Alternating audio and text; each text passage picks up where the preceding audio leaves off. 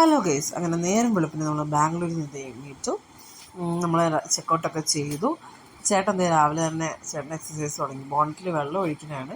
വെള്ളം ടൂറൊക്കെ പോകുമ്പോൾ ചേട്ടനോട് രാവിലെ എണീക്കാൻ പറഞ്ഞാൽ ഭയങ്കര ഉത്തരവാദിത്വം കേട്ടോ. കറക്റ്റ് രാവിലെ തന്നെ എണീക്കും.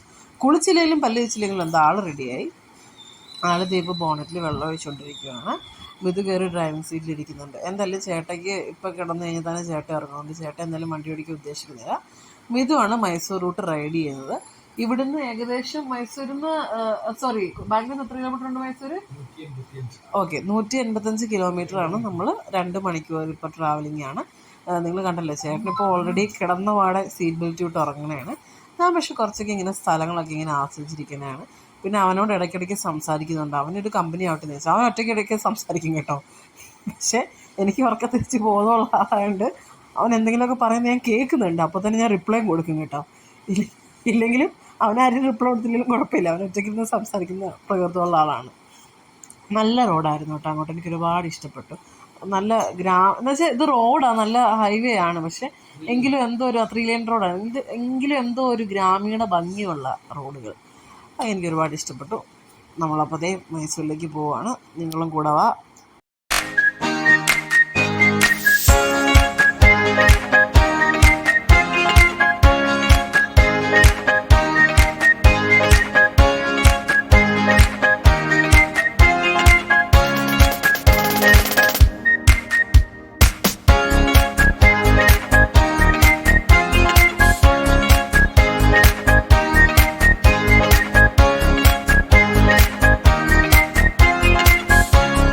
നമ്മൾ നേരെ മൈസൂരിൽ അത്യാവശ്യം നല്ല ഐശ്വര്യ സ്യൂട്ട്സ് എന്ന് പറഞ്ഞൊരു റൂമായിരുന്നു നമ്മൾ ബുക്ക് ചെയ്തത്. മൈസൂരിലേക്ക് ഏറ്റവും നല്ല ഹൈജീനും നല്ലൊരു റൂമായിട്ട് തോന്നിയത് മാത്രമേ ഉള്ളൂ കേട്ടോ. വേറൊന്നും അങ്ങനെ തോന്നില്ല. ഇൻറ്റീരിയർ സെറ്റിങ്സ് ആയാലും ഒക്കെ അടിപൊളിയായിരുന്നു. അങ്ങനെ നമ്മൾ 7:30 തോന്നുന്നു, 7:30 എങ്ങാണ്ടായി നമ്മളവിടെ എത്തിയപ്പോൾ. അതുകൊണ്ട് ആ സമയത്ത് ചെക്ക് ഇൻ ചെയ്യാൻ പറ്റില്ല എന്നാണ് അവർ പറഞ്ഞത്. അങ്ങനെ ബിഫോർ ചെക്ക് ഇൻ ചെയ്യണമെങ്കിൽ 500 റുപ്പീസ് എക്സ്ട്രാ കൊടുക്കണം. ഞങ്ങൾക്ക് അത്യാവശ്യം ഓർക്കസ്ട്രീയം ഉള്ളത് കൊണ്ടിട്ട് 500 റുപ്പീസ് എക്സ്ട്രാ ചാർജ് ചെയ്യാൻ കുഴപ്പമില്ല എന്ന് പറഞ്ഞു. അങ്ങനെ ചേട്ടൻ അവിടെ ഇരുന്ന് ചെക്ക് ഇൻ ഡീറ്റെയിൽസൊക്കെ എഴുതിയവർക്ക് വേണ്ടി കൊടുക്കണമായിരുന്നു.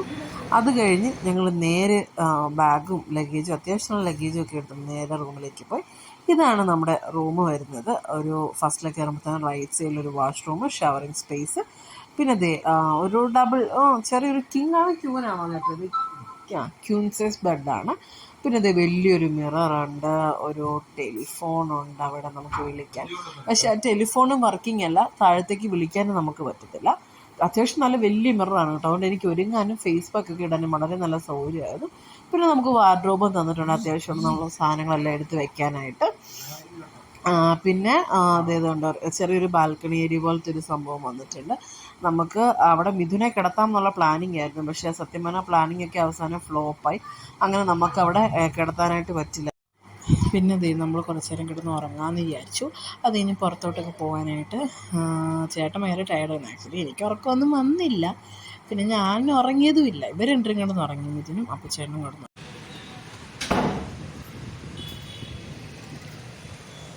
നമ്മൾ ഞാനല്ല, ചേട്ടനൊക്കെ ഉറങ്ങി എണ്ണീറ്റു. ഫസ്റ്റ് പോയി ഫുഡ് കഴിക്കട്ടെ, രക്ഷയില്ല. മിതു വണ്ടി കിടന്ന് ഉറങ്ങണതാണ്. അവനെ നമുക്ക് എണ്ണിപ്പിക്കാം. ഒത്തിരി ദിവസം കഴിഞ്ഞില്ല വോയിസ് പറയുന്നത്, അതുകൊണ്ടാണ്. പിന്നെ നമ്മൾ താമസിച്ച ഹോട്ടലിന് താഴെ തന്നെ റെസ്റ്റോറൻറ്റ് ഉണ്ടായിരുന്നു. പക്ഷെ അവിടെ കയറാമെന്നുള്ള പ്ലാനിങ്ങിൽ കയറിയപ്പോൾ മീൽസ് ഇല്ലായിരുന്നു. അവിടെ മീൽസ് എന്തെങ്കിലും കഴിക്കാമെന്നുള്ള പ്ലാനിങ് ആയിരുന്നു. മിക്കയിടത്തും ഇവിടെ വന്ന് പിന്നെ ചോറ് തപ്പി നടക്കുന്നത്. ഈ വീഡിയോയിൽ കാണുന്ന ഈ ഷോപ്പ് ആർക്കെങ്കിലും ഓർമ്മയുണ്ടോ? നമ്മൾ പണ്ട് ഇതുപോലെ ഫാമിലിയായിട്ട് വന്നപ്പോൾ കയറിയ അതേ ഷോപ്പാണ് ഫലൂഡയുടെ. നമ്മൾ അവിടെ നിന്ന് ഒരു കുൽഫിയൊക്കെ കഴിച്ചു. ഞാനങ്ങനെ കഴിച്ചില്ല, ഞാൻ അച്ഛൻ കൊടുത്തു. എനിക്ക് ഭയങ്കര തൊണ്ടവേദനയായിരുന്നു. പിന്നെ നമ്മളത് നേരെ ഫസ്റ്റ് അവിടെ ഒരു മൈസൂർ റെയിൽ മ്യൂസിയം എന്ന് പറഞ്ഞൊരു മ്യൂസിയം ഉണ്ടായിരുന്നു. ആദ്യം തന്നെ അങ്ങോട്ട് പോകാമെന്നാണ് വിചാരിച്ചത്. 50 രൂപയാണ് പെർ ടിക്കറ്റ് വരുന്നത്.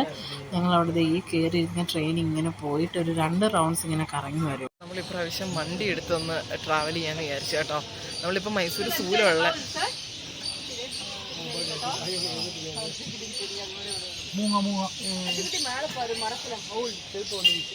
അപ്പോൾ നമ്മളിപ്രാവശ്യം വലിച്ചു വാരി ഇങ്ങനെ വീഡിയോ ഇടണ്ടെന്ന് വിചാരിച്ചു. ആവശ്യമുള്ളത് മാത്രം കാണിക്കാം. ടിക്കറ്റ് റേറ്റും കാര്യങ്ങളൊക്കെ ഞാൻ പിന്നീട് പറഞ്ഞു തരാം. അപ്പം ഞങ്ങൾ ഇങ്ങനെ ഇരുന്ന് ഒന്ന് ചുറ്റി തിരിഞ്ഞ് കണ്ടു വരട്ടെ. ബാക്കി എല്ലാവരും അങ്ങനെയാണ് ഇരിക്കുന്നത്, ഞങ്ങൾ ഇങ്ങോട്ടും.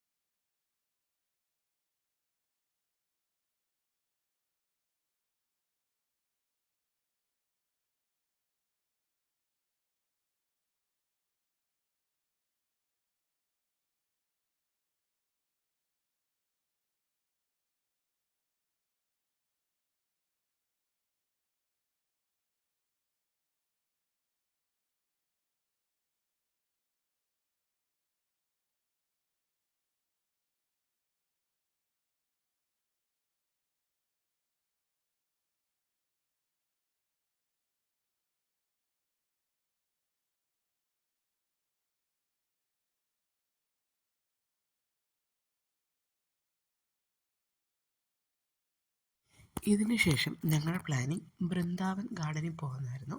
ബൃന്ദാവൻ ഗാർഡൻ അറിയുന്ന മോസ്റ്റ്ലി എല്ലാവർക്കും അറിയാം. അവിടെ നൈറ്റ് ലൈറ്റ് ഷോസ് ഉണ്ടാവും, ലൈറ്റ് ഡാൻസിങ് ഉണ്ടാവും. നല്ല ഭംഗിയാണ് ബൃന്ദാവൻ ഗാർഡൻ ആ സമയത്ത് കാണാനായിട്ട്. നമ്മുടെ അവിടെ നിന്ന് എനിക്ക് തോന്നുന്നു ഒരു 10-30 കിലോമീറ്റർ ഉണ്ടായിരുന്നു നമ്മൾ നിൽക്കുന്ന റൂമിൽ നിന്ന്. അത്രയൊന്നും ഉണ്ടായിരുന്നു. 30 കിലോമീറ്റർ അപ്പുറത്തായിരുന്നു ബൃന്ദാവൻ ഗാർഡൻ വരുന്നത്. ഞാനും ചേട്ടനും മിഥുനൂടെ കുറച്ച് കഴിഞ്ഞിട്ട്, അതായത് സുയിലൊക്കെ ഇറങ്ങി നേരെ റൂമിലൊക്കെ പോയി അവിടെ കുറച്ച് നേരം നിന്ന് റെസ്റ്റൊക്കെ. അതിന് ശേഷമാണ് നമ്മൾ പിന്നെയും വൈകിട്ടൊക്കെ ആയപ്പം വീണ്ടും പുറത്തോട്ട് ഇറങ്ങിയത്. അല്ലെങ്കിൽ ഇന്ന് എങ്ങും പോകാൻ പ്ലാനില്ലായിരുന്നു പിന്നീട്. പക്ഷേ എനിക്ക് എന്തോ മനസ്സിൽ ബൃന്ദാവൻ കാണണം എന്നുണ്ടായിരുന്നു. കാരണം കുറേ നാൾക്ക് ശേഷം എനിക്ക് തോന്നുന്നു, എൻ്റെ ഓർമ്മ ശരിയാണെങ്കിൽ ഞാനൊരു +1 +2 കാലഘട്ടത്തിൽ നമ്മുടെ സ്കൂളിൽ നിന്ന് ട്രിപ്പ് പോയ സമയത്ത് ബൃന്ദാവൻ ഗാർഡൻ കവർ ചെയ്തിട്ടുണ്ട് എന്നെനിക്ക് തോന്നുന്നു. അത് കൂടാതെ തന്നെ ഞാൻ ഫാമിലിയായിട്ട് നമ്മുടെ രാജസ്ഥാനിലുള്ള പള്ളി വിസിറ്റ് ചെയ്യാൻ വേണ്ടി പോയിട്ടുണ്ട്. അവരുടെ കൂടെയും ഞാൻ കണ്ടു എന്നാണ് എനിക്ക്. അവരുടെ കൂടെയാണോ അതോ സ്കൂൾ, സത്യം പറഞ്ഞാൽ എനിക്ക് നല്ല ഓർമ്മയില്ല കേട്ടോ. +1 +2 അങ്ങനെ പോയി. ഞങ്ങൾ ബാംഗ്ലൂർ സൈഡായിരുന്നു ടൂറ് പോയത്, അത് ഞാൻ ഓർക്കുന്നു. പിന്നെ ഈ പറഞ്ഞ പോലെ ഫാമിലിയായിട്ടും അവിടെ പോയിട്ടുണ്ടെന്നാണ് എനിക്കൊരു തോന്നൽ. ഞങ്ങൾ ഓൺ റോഡ് രാജസ്ഥാൻ പോയിട്ടുണ്ടായിരുന്നു. പൂനെ വരെ കാറിൽ പോയി, അതിനുശേഷം അവിടുന്ന് ട്രെയിനിൽ കയറിയിട്ട് രാജസ്ഥാൻ പോയി. ഒരു പള്ളി വിസിറ്റ് ചെയ്യാൻ വേണ്ടി പോയത്, അജ്മീർ പള്ളി. എല്ലാവർക്കും അറിയാമെന്ന് ഞാൻ വിശ്വസിക്കുന്നു. ആ ഒരു ഓർമ്മ എനിക്കുണ്ട്. അത് തന്നെയാണോ എന്നെനിക്ക് കറക്റ്റ് ഓർമ്മയില്ല. മിഥുനെ ഞാൻ കാണിച്ചതുപോലെ അവൻ പുറകിൽ നിന്ന് റെസ്റ്റ് എടുക്കുവാണ്. അവന് കുറച്ചത്തേക്ക് വണ്ടിയൊന്നും ഓടിക്കത്തില്ല. നിങ്ങൾ ഓടിച്ചോ, ഇനി ഞാൻ വീട്ടിലോട്ട് പോകുന്ന സമയത്ത് വണ്ടി ഓടിക്കുള്ളൂ എന്നൊക്കെ പറഞ്ഞിട്ടിരിക്കണേണ്. അപ്പോൾ നമുക്ക് വൃന്ദാവൻ കണ്ടു ചെന്നിട്ട് കാണാം കേട്ടോ.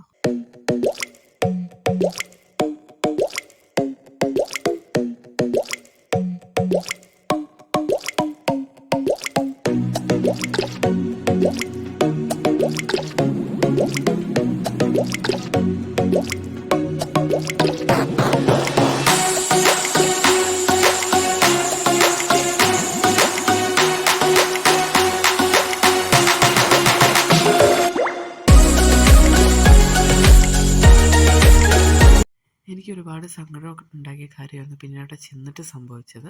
നമ്മൾ ബൃന്ദാവൻ ഗാർഡൻ 7:30 ആയപ്പോഴത്തേനും ടിക്കറ്റ് ക്ലോസ് ചെയ്തു. ഞാൻ പറഞ്ഞില്ലേ, ഞങ്ങൾ നിൽക്കുന്ന റൂമിൽ നിന്ന് 32 കിലോമീറ്റർ അപ്പുറമായിരുന്നു. എന്തോ ഈയിടയ്ക്കായിട്ട് കൈ തൊടുന്നതെല്ലാം പണി പാടുന്നുണ്ടോ എന്നൊരു സംശയം.